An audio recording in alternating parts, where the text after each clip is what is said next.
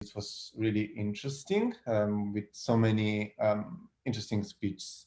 And other things that Product Management Festival does is an annual report with a lot of interesting information about product management and about the product management role and product management in general.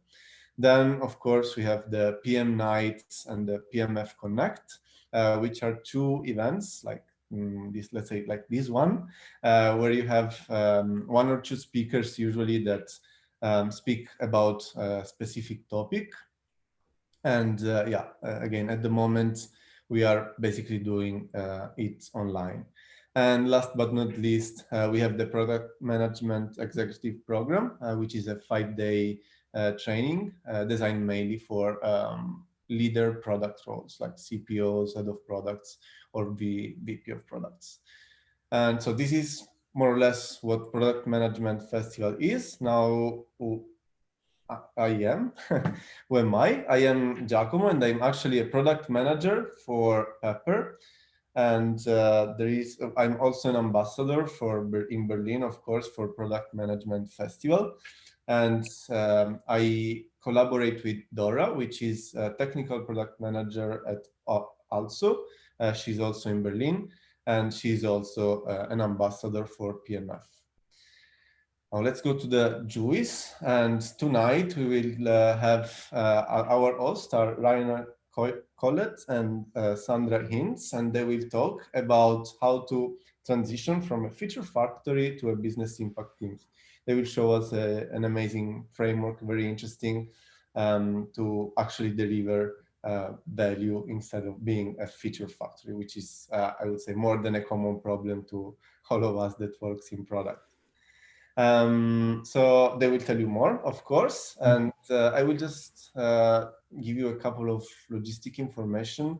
The conference will be recorded so that we can also send afterwards via email, or if you want more information, you can still review it.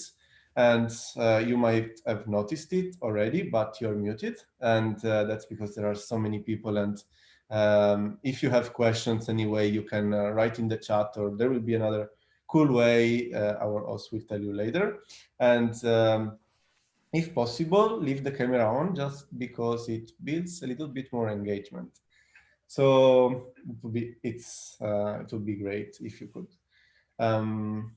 And last thing, we always look for speakers. So you have my contacts, you will get the presentation, and if you want to reach out, or you can add me on LinkedIn, and if you want to reach out anything interesting to talk about, just write me. All right, that's all, folks. And now I mute myself first. Okay, now I mute myself. I stop sharing. Wait, I have to find out how. Okay, and I leave the stage to our hosts. Awesome. Cool. Thank you very much, Giacomo. I think first a little bit of organization. We would like to use a Miro board with you guys today.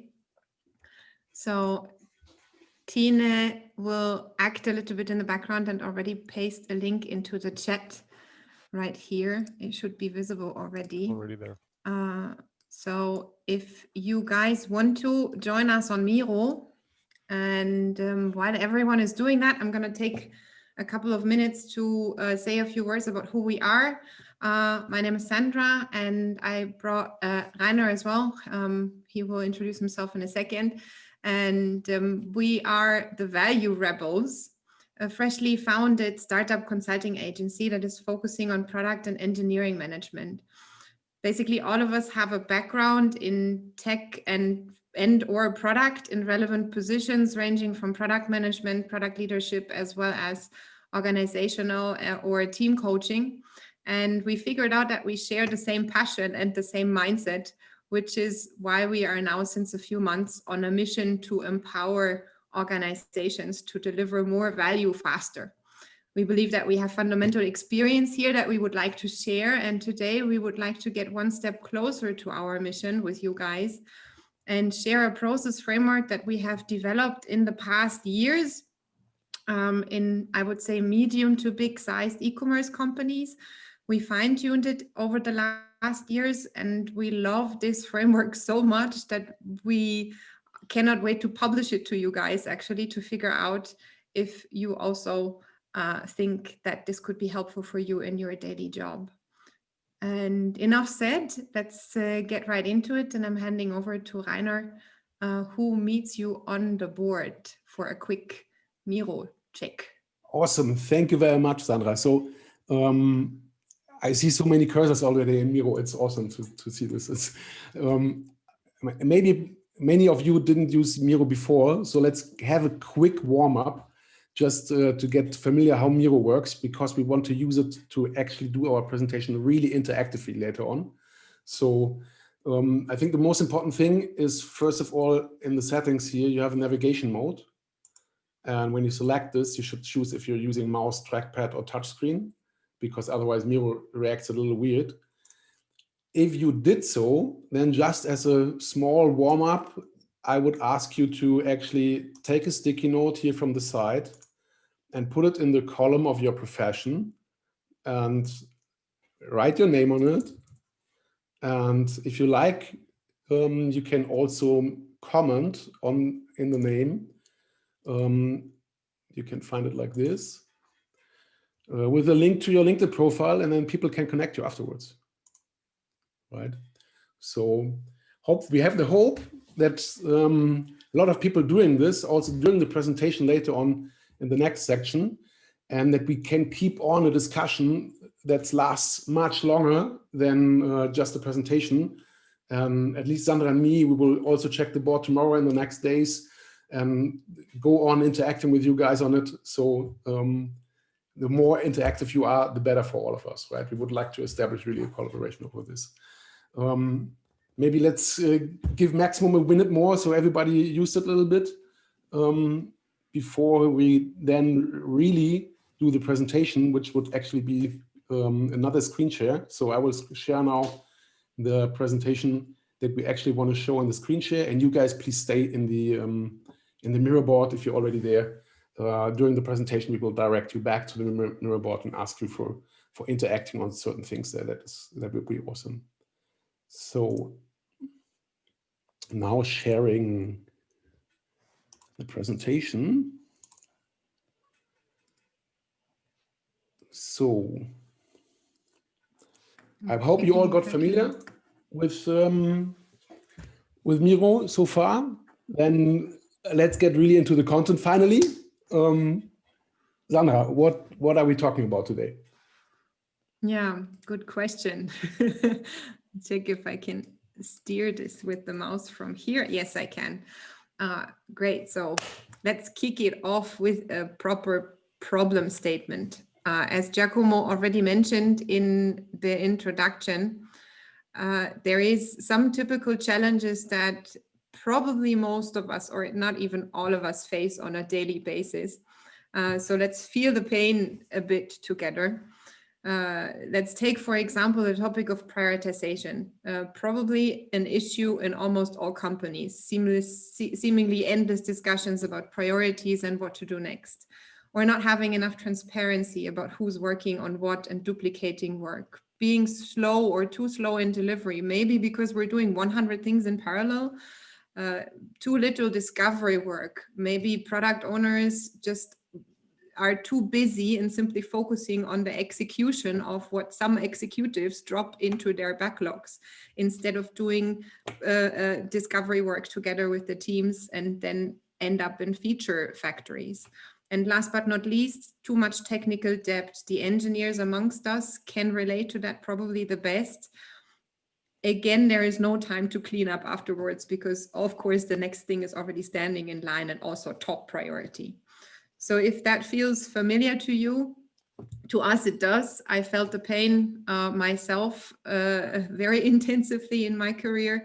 Then stay tuned, because probably hopefully we have something that can ease the pain here for you as well as it did for us in the past.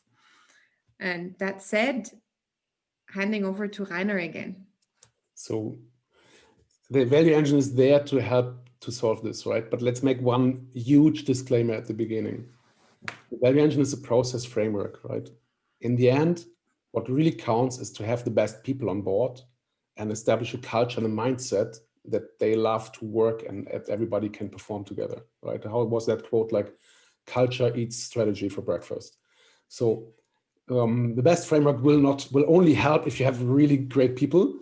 So, but still today our presentation is focusing on that framework, but keep in mind it will not solve all problems.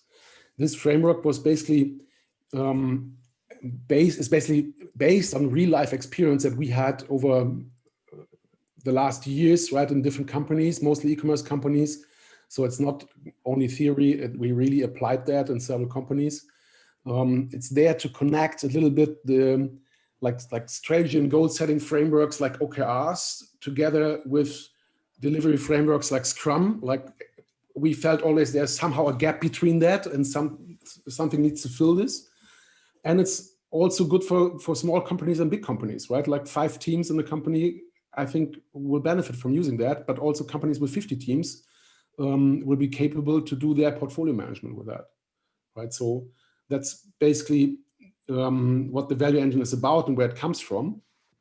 But before we go into detail, we would like to go into an example. Into a real life example, huh? Exactly. That actually happened. So yeah, let's imagine that I'm the product owner of an e-commerce homepage. I'm responsible for the catalog, including the homepage.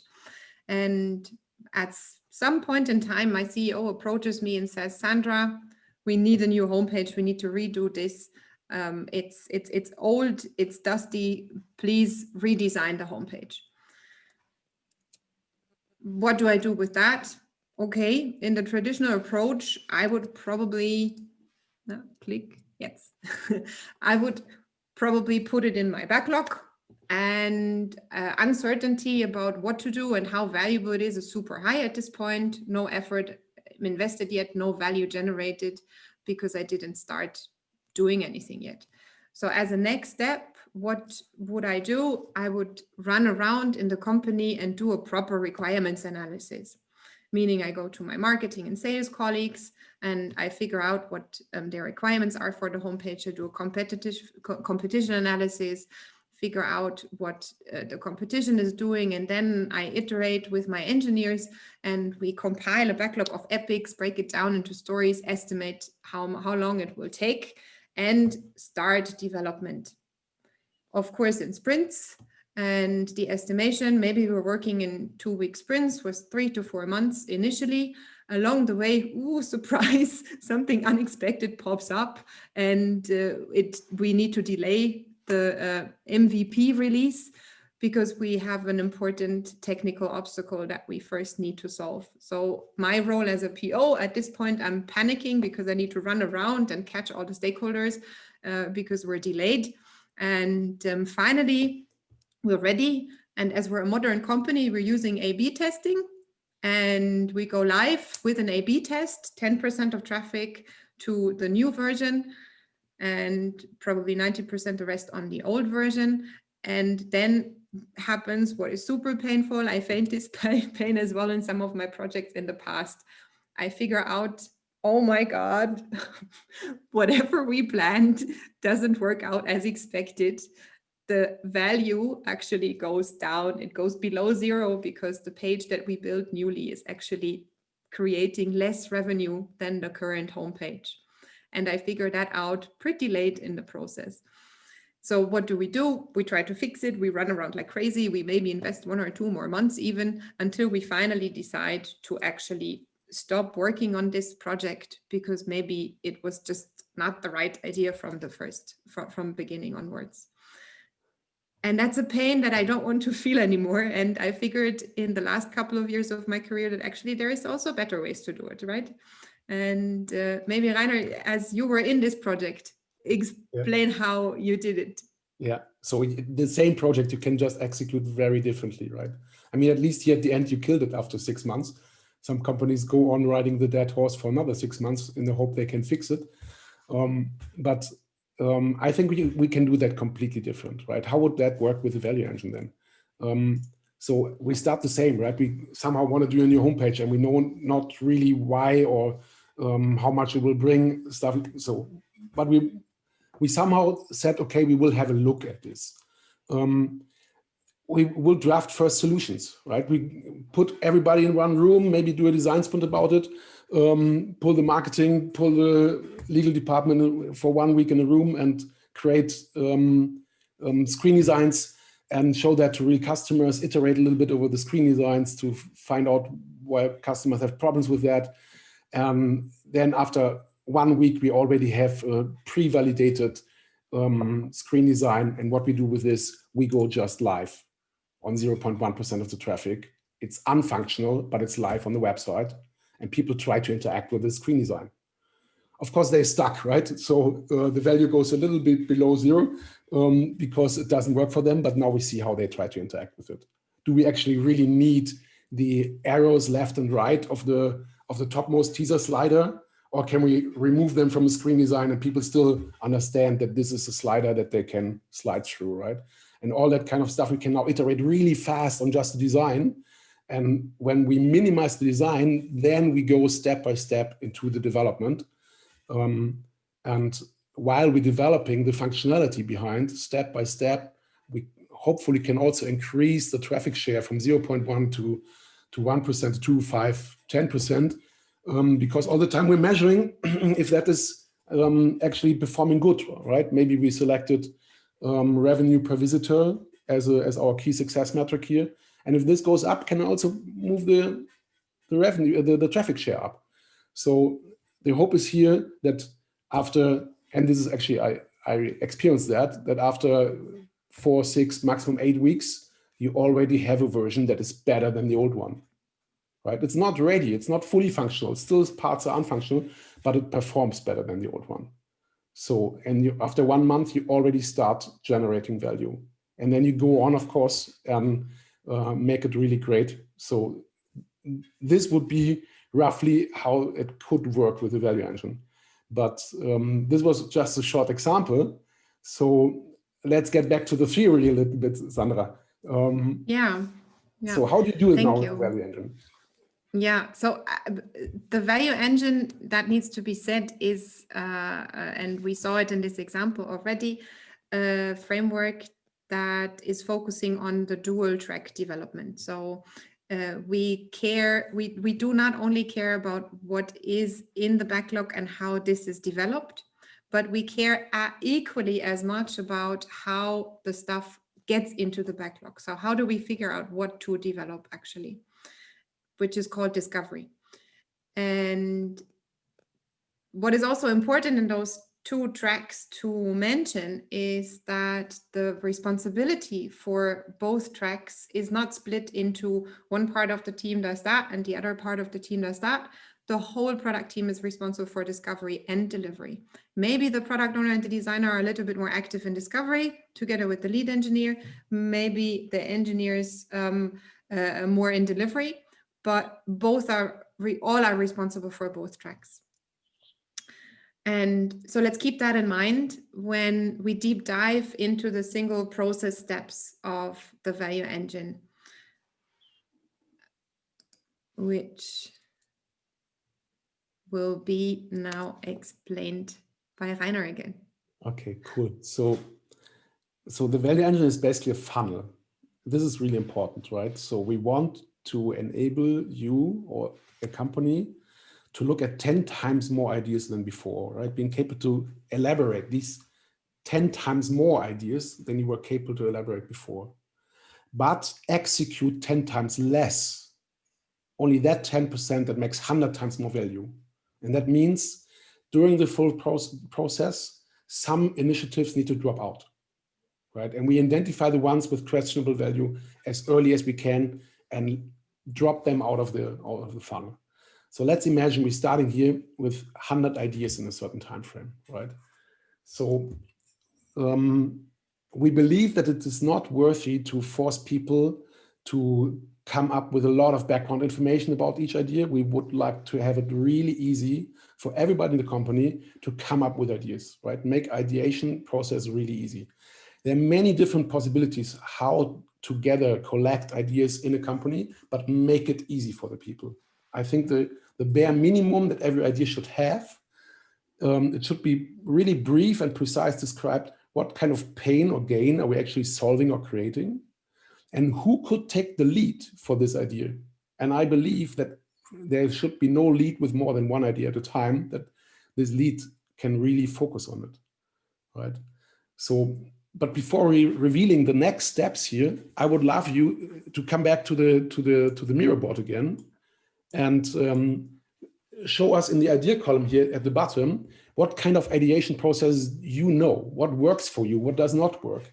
Like, put your ideas into it. And Tine, maybe we can set a timer of 1.5 minutes or even 1 minute. Yeah, so you need to be fast, guys. We have a tight schedule. If you also leave a comment on your sticky note, then you get even notified by Miro later on when somebody else comments back on it, right? So it's awesome to see how many cursors are flying around here. Yeah, what would interest me here is how do ideas pop up in your companies? Is there a way how you deal with ideas? Like, what is your experience? Does that work? Does that not work? Mostly it's too many, right? And then it's hard to prioritize later on, right? This is mostly the first challenge. And but it's awesome to see how many stuffs you do there. Yeah, CEO goes to a conference. Okay, I got it. That's nice. Okay, but how to manage all these ideas now? Like, Sandra, how the value engine is capable to manage them? What is the next step after we have it now? Yeah, exactly. Because now it only gets interesting, right? It's seldomly a problem to generate ideas. They are manifold. But the next situation is actually to select those ideas and to make sure that we figure out on which ideas we want to start working and which ideas we want to start putting the focus on. So there is many different ways how I experienced and how we experienced in our former jobs that companies do this prioritization processes. Some do a voting, some link it to their OKR frameworks if there are. In some companies, the CEO simply decides. In others, or maybe like we used to do it when we collaborated together, is we just simply met every Monday afternoon in the product leadership team and went to our Jira board. We had the value engine as a Jira board installed and looked at all the ideas that popped up and just made sure that they are taken care of. So the important thing here is actually two things from our perspective. First of all, take care about your ideas on a regular basis. Don't look at the ideas only once a month, but do it regularly, like once a week. And the second thing is look at, do not overdo it at this point in time, because actually the art is to make sure that the iteration afterwards, finding out if the idea is actually valuable to proceed with, that this is fast. So here you need to develop your skills to fastly evaluate ideas if you want them to proceed in the funnel. And then the selection process and this hard work of prioritization actually is not the most important thing. It can maybe in some areas also be done by gut feeling. Well, what is the definition of done, so to say, for this phase? That a team is available. So before an idea can move to the next phase, not only a lead needs to be available and the problem statement crispy, but on top, the team that is needed in order to figure out how to work on this needs to be available for working on it, and meaning really available for working on it, and not just every Friday chewy gum meeting, because this pain is something that you also don't want to have when it stretches over time. So that's basically the next phase. And what I would be super interested in now is what your experiences are with such a selection and prioritization process. I see from the left angle that the board is still pretty active, So let's spend a bit of time. Please feel free to put all your thoughts on this selection and prioritization process on the board. Team has set up another timer. It's counting down. So for, but it was already pre-populated, and there are so many cool things in, right? Like, of course, gut feel is something, right? WSJF is a common thing. OKR alignment, I just see, right? So there's so many things that can be used. Important is really that I think it is made easy, right? Do not overcomplicate it. Like Rice and hippo. Yeah. So cool. That's it's amazing. It actually does work out because we can inspire each other and later look at the board and say like, oh, what did these other people do there? Yeah. All That's right. awesome. You can also put comments on this, right? So if you leave a comment on your own sticky note and others answer this comment, you get notified about it, and then you could dive into a discussion there. But with the timer being over, I think I should explain now what really happens afterwards. Yeah. First two columns. What happens afterwards? So the first two columns were basically to-do columns. We don't want much effort to go into this. It needs to be super easy, right? People shouldn't be busy with this. But now the real work starts. So now the columns that we would call in progress, right, starts. And the first in progress column is actually what we call the draft phase, right? Let's imagine we had 100 ideas, 30 got selected, and then the first important rule in draft is stop starting, start finishing, right? Don't pull the next idea into draft if you do not have time for it, right? So the team should pull it in if the team is available and then start working on it. Not the management should push it in somehow. You need to start this, although you already have 3 other things to do. So that's the first important rule for the draft phase. And then let's imagine the team has time to deal, or the teams you have time to deal with 20 of these initiatives that were selected before. So what is the draft phase then all about? In the draft phase, it should be all about uncertainty. Right? The goal of the draft phase is to get uncertainty down as much as you can with really small effort. Let's say it takes a week for a design sprint. That, again, like in all the other columns, many different methodologies could be used to execute a draft phase. You can already start putting them on the Miro board if you like. We'll give you a minute later on again. But what I think are the most valuable things in the draft phase. So reduce uncertainty about how much value will bring the initiative will bring. Will it be usable at the end? Will people understand it? Will it be feasible for the engineers? Will they be capable to build it? Or are you asking for zero gravity here? And is it viable for your stakeholders, or will it double the customer care calls, what you do here, right? So these uncertainties need to come down to an acceptable amount. If you can't do that, maybe it's now the time to kill the first things and say, no, will not work out for us. Also, I think you should look at the following sources to get better in drafting. That is vision and strategy. Does it actually help you in your vision and strategy? Does it contribute to that? If not, I think you should kill it, right? Get inspired by what your competitors do. Do a benchmark analysis, right? Don't do the same fault that they already did again, right? It's super cheap to learn from them. Look at quantitative data. How many users are affected here?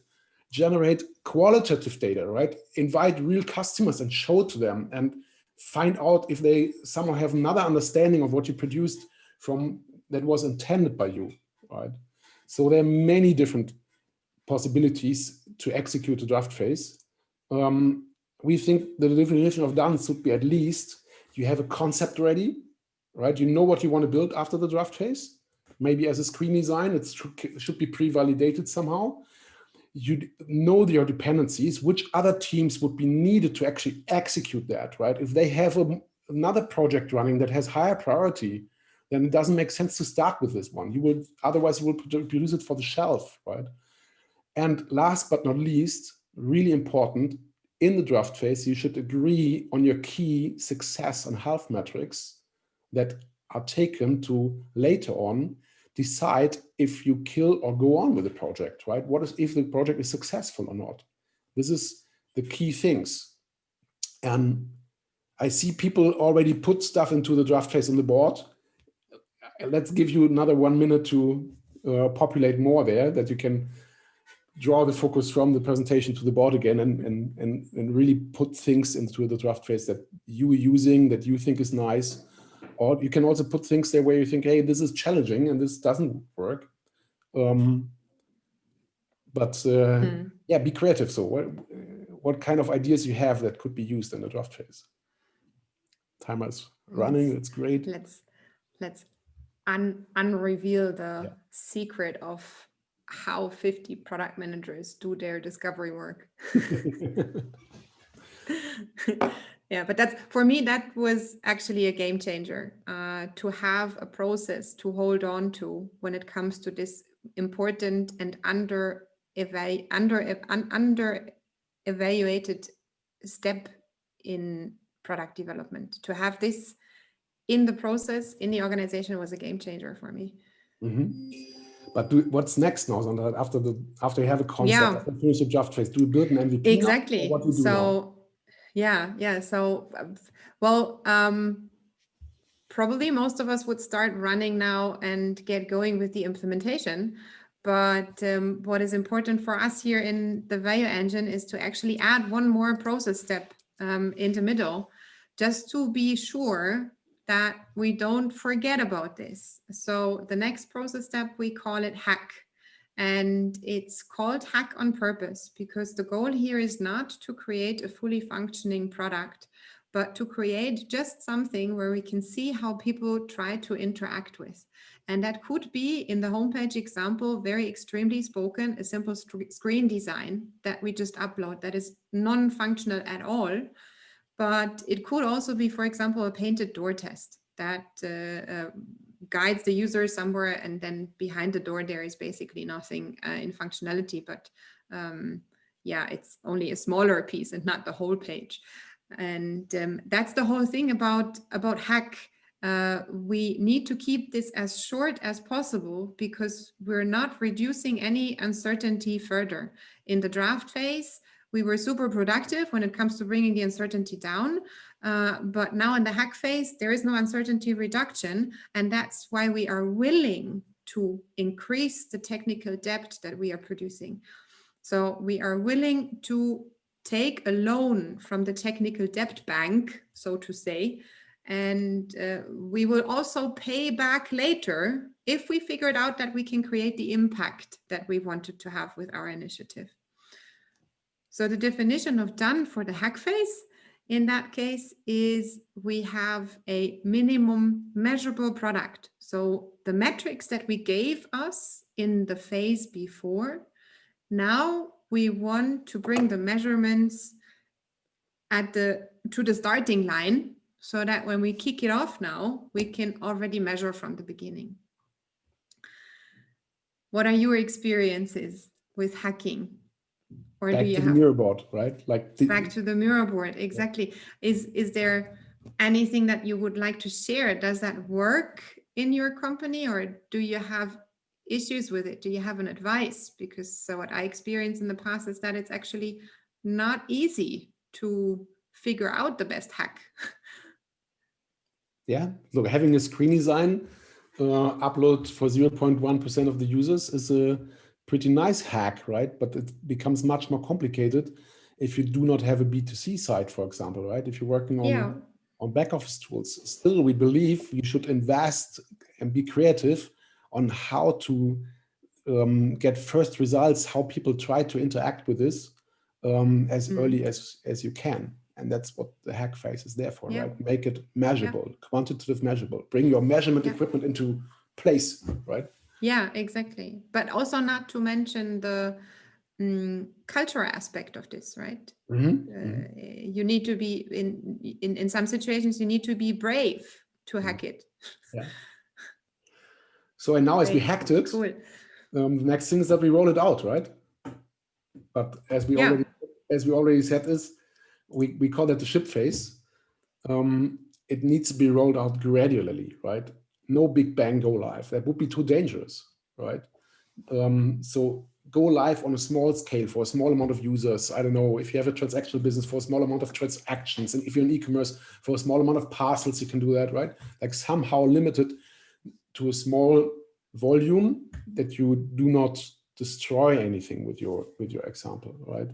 And then you can work on the stuff and gradually decrease further the uncertainty, find out how people really interact with, find out if you really need these arrows left and right of the teaser slider or not, right? And it's still okay to use additional technical depth here to achieve this additional learning faster. It's all about learning earlier, learning cheaper, right? How people use that. Do they use it how it's intended or not? That's all about, right?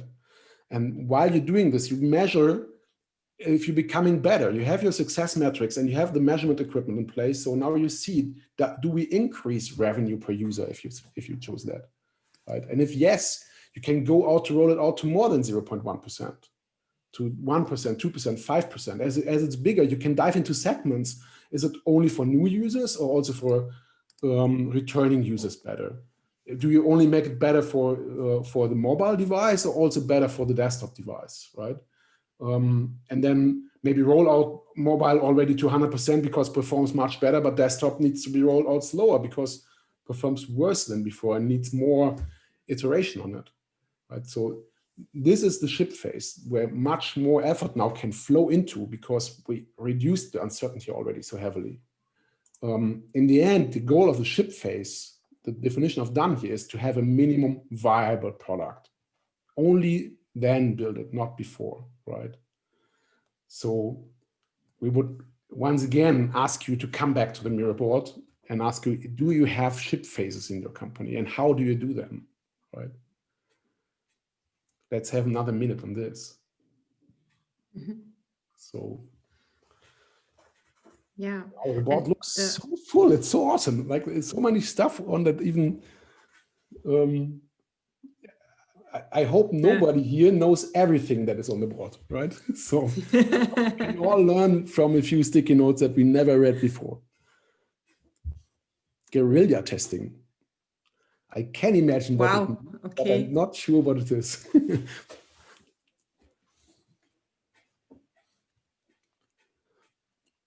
Yeah. Yeah.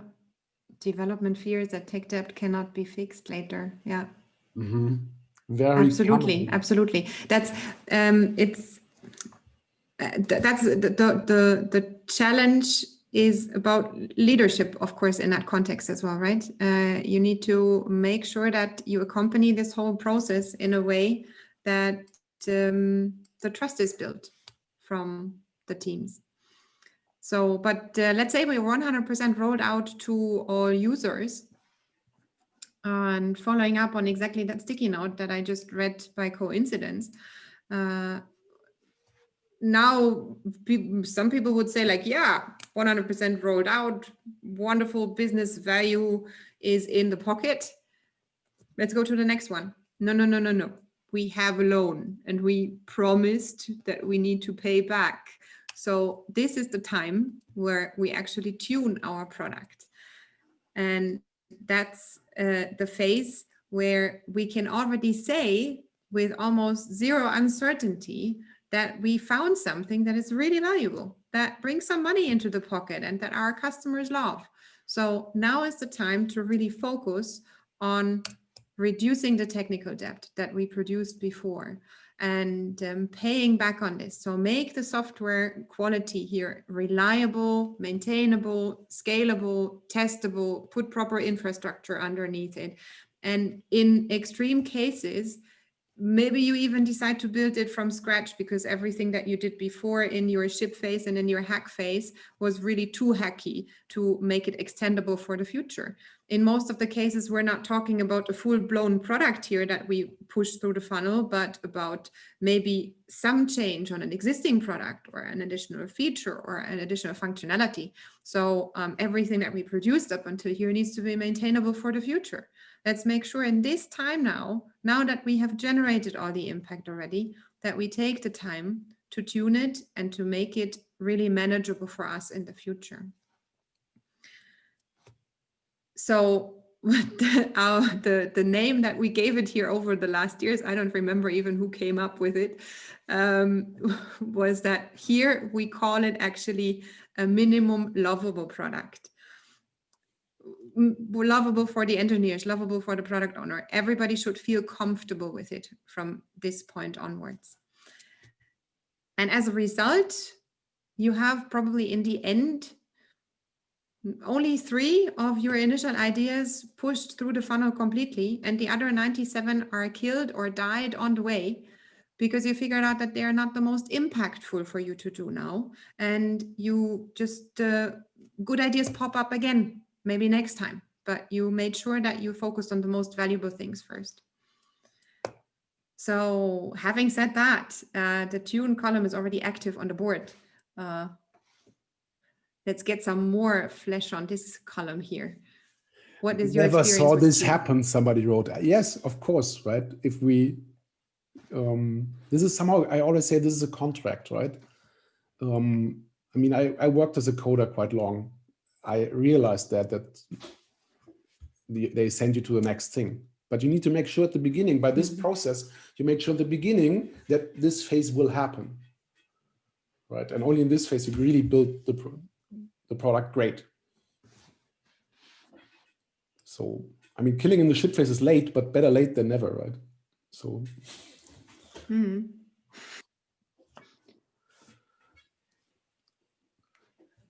Still, I see some of tuning visible. Some sticky notes. Oh, that's going to be interesting discussions afterwards. Yeah, absolutely.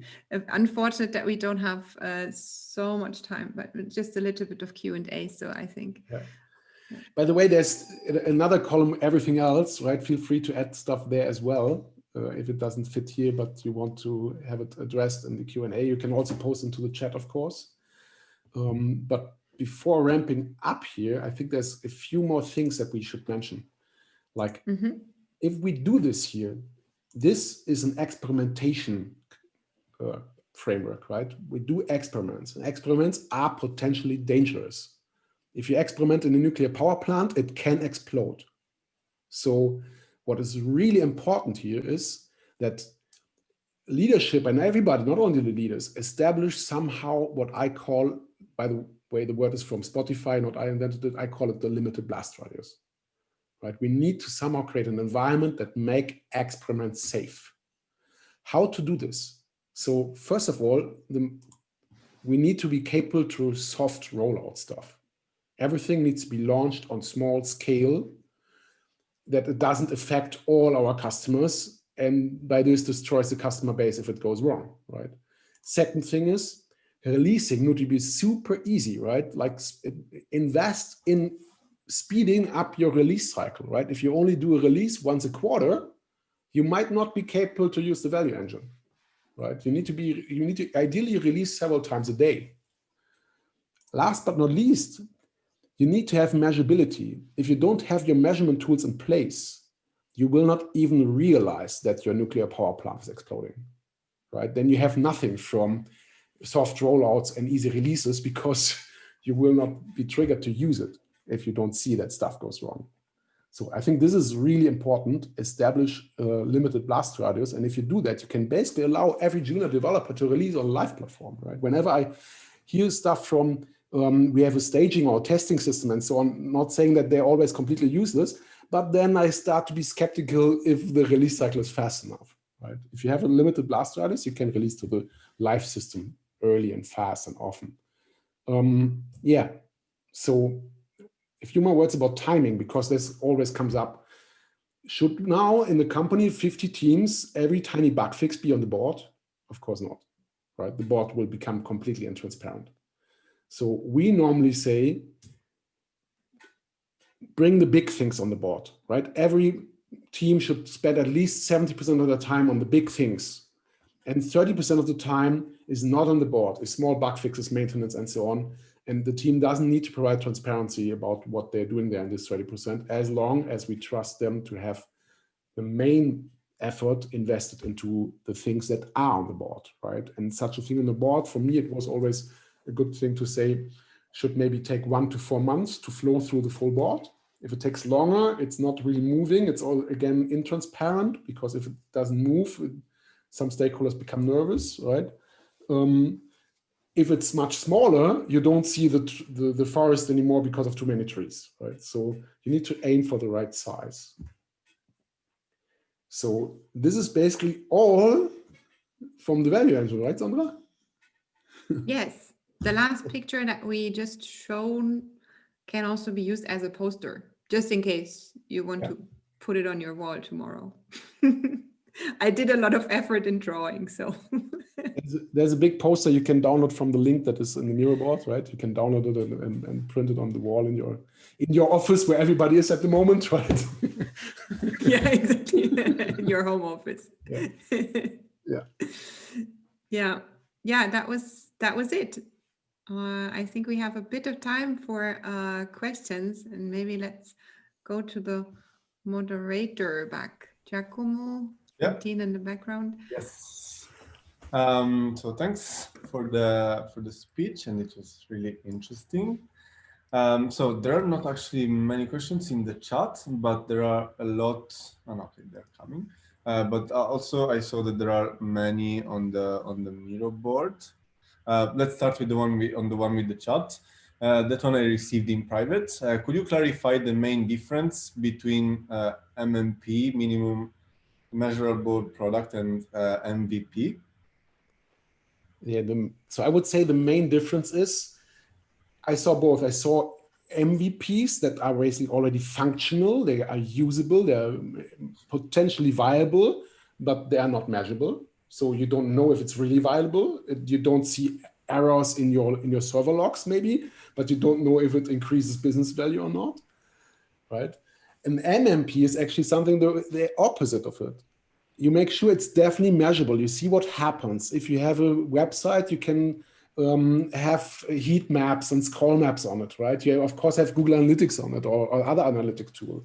But you don't care if it's viable, if it's usable, if it's right, like with the screen design on the web server means click on it and nothing happens. So a small share of your users are actually stuck, but you see how they try to interact with it. And that's great. So that's how I would. You want to add something, Sandra? No, actually, I think that's a pretty good explanation to just untangle those two and make the measurement before. I think that's the whole trick in it. And then from a timing perspective, it can also float into each other, right? It's a theoretical framework that looks different for every project and every initiative that you do. Yeah. Okay. And so I will go through the questions in the chat. Then, as we said, the one in the Miro board can be also, you can answer them later on, also after the meeting if you want. And so the next question would be, how do you measure user behavior on the screen design with which tool? And how representative is this behavior if the screen design isn't clickable? Do you have any experience with that already? Something that you have already seen, maybe? I don't want to make promotions for certain tools, right? There's so many available, like, I don't know, last company we used Hotjar, for example, right? But there's so many others available. Something that it depends also on your product, right? If you have a B2C website, then you go for mostly maybe a heat map in the beginning and see where people try to click. If you're a logistics PO, then that might not work for you, right? So because you do not have really a visual user interface, you need to use other tools there to measure what happens, right? So there's no silver bullet for this. As long as you aim for, you see what happens, right? Let's take the logistics, depending also on the measurement you decide for your success metric. Why you did the initiative to actually speed up the delivery process, or are you measuring the net promoter score of the delivery if people are happy with the delivery, or are you planning to reduce costs of delivery, right? Like, then you look at other metrics and also they have other measurement tools there. Okay. And if the idea doesn't perform particularly well in the hack phase, how do you decide if that's due to the idea or due to the fact that the minimum measurable product is not actually perfect, right? You got Yeah, it. well, it needs to be. I would say that's of course, yeah. If you are a product owner for a product, then you have how did the guy in the conference last time say, I don't remember who it was. You have a product feel, right? And then you just simply, you feel it. If it's yours, you feel it at some point. And of course, you make sure that the MP and the MVP are somehow really something that could also work. But on the other hand side, now I see Rainer already, and I think I can hear him saying that you should always falsify first before you start to verify your hypothesis. Absolutely. Try to find out what could go wrong instead of proving yourself right. I think this mindset is really important behind the full thing. Also, I would love to see this problem. For me, it was mostly the other way around, right? Like I was head of product, even CPO for many companies already, and I hardly saw any team that is willing to kill something in the hack phase. They always try to make it, they think they need to make it working somehow, instead of coming back and say, hey, somebody gave us this initiative, but it's not feasible to implement it. It just is too hard, right? Let's better kill here. I would celebrate people that come back like this to me, but it hardly happened.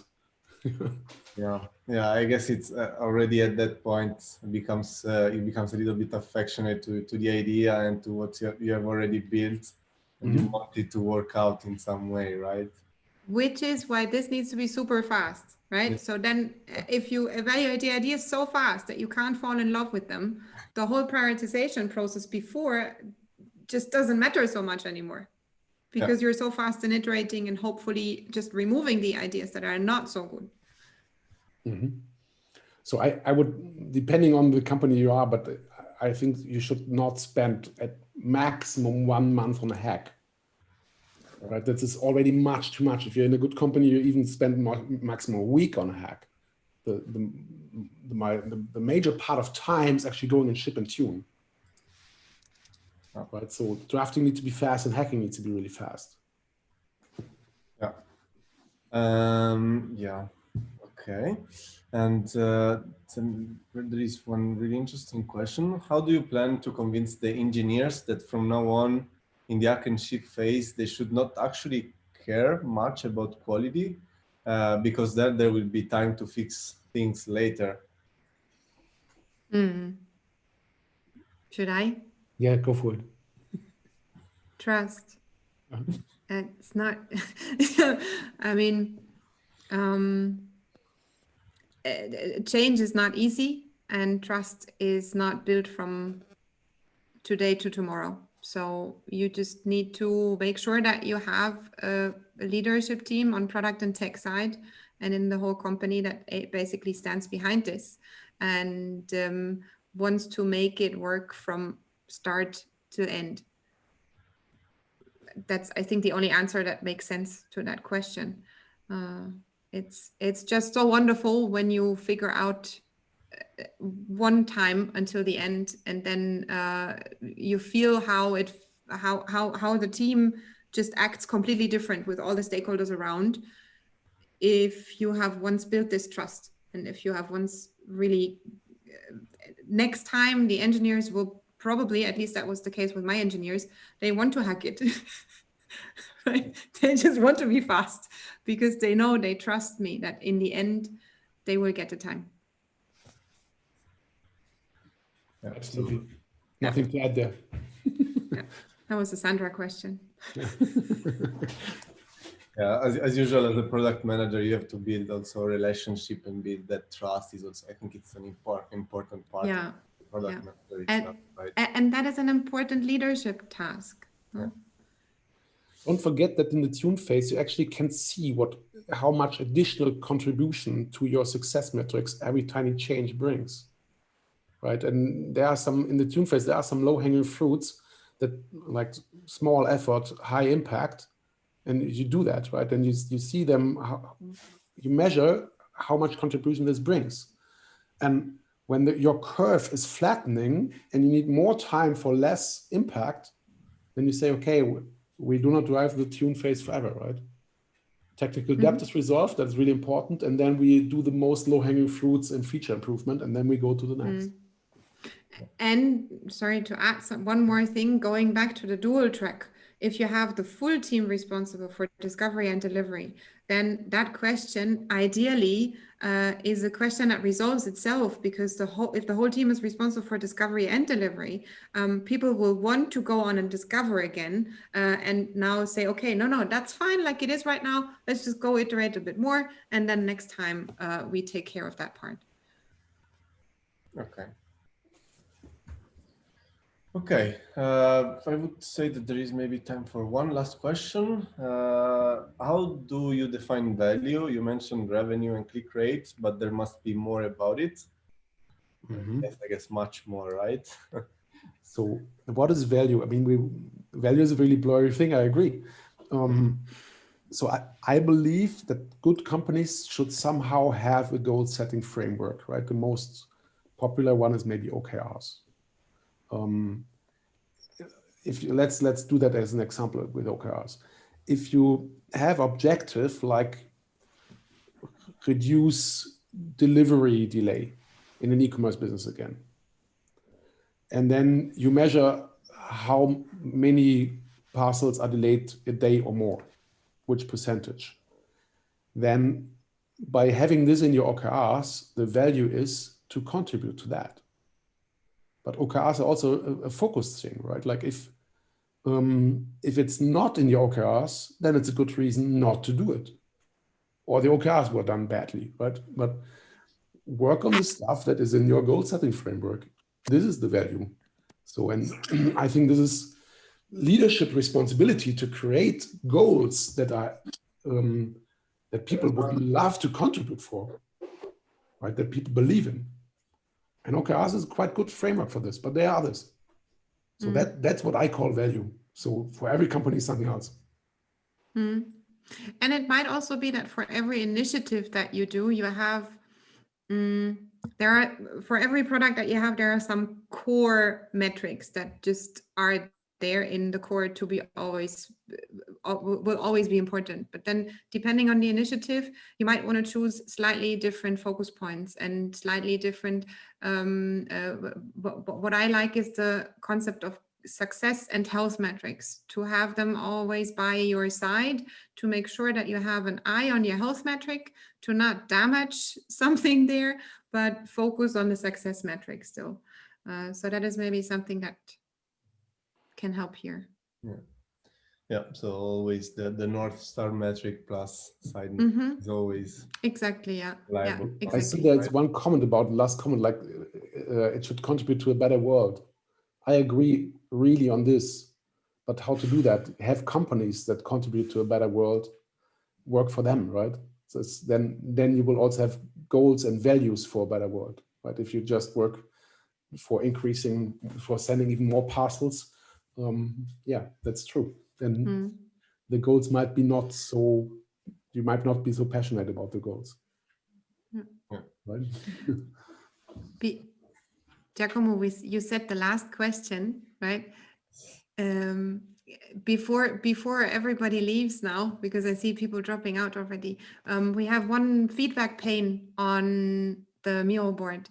So if you guys would leave a sticky note, leave a dot, doesn't matter how you found the presentation, how you found the value engine as a framework, and that would be awesome. Thank you for reminding, Sandra. We had two feedback until now, right? So and and then we have another pane on the board. We're thinking about actually, as we get so good resonance from the community on the value engine, and it seems to be a topic that is really interesting for a couple of more people. And in the preparation for this talk, we always felt like, oh my God, we could stay there forever, but it's only 1 hour. So we're thinking about actually doing a pilot workshop on this topic. So if you're interested, there is another pane for this, another pale for this on the board. Feel free to go there and check it out as well. Yes. All right. Thanks, guys, for the amazing presentation. Actually, also really well designed. And yeah, as we mentioned at the beginning, for everyone still in the meeting, if you have more questions, feel free to use the Miro board. It will stay online for a few more days. So if you have questions that were left unanswered and you still want really an answer for that, you can use the Miro board. And yeah, again, you will get the material that from this meeting, from this meetup. And again, if someone wants to become the next speaker for the next Berlin night, you will find in the presentation my contact, Dora's contact, and we are the ambassadors for Berlin. And so feel free to reach out. And if you have good content, something that you really want to talk about, we are always looking for speakers. All right. That's it on my side. If that's everything also on your side, I think that we can hand up the meetup now. And I wish everyone a nice evening. Thank you very much, everybody. It was Thank you it was very amazing much. how much you contributed there, right? The board is so Yeah, full. I'm looking forward to the aftermath. Yes. Yeah, yeah. If you couldn't place a question there and you want to reach out to us, of course, connect us on LinkedIn or approach us directly there. Absolutely. All right. Have a nice evening, everyone. Bye-bye. Thanks a lot for having us, Giacomo. Thank Bye. you. Thank you, Bye. guys. Bye.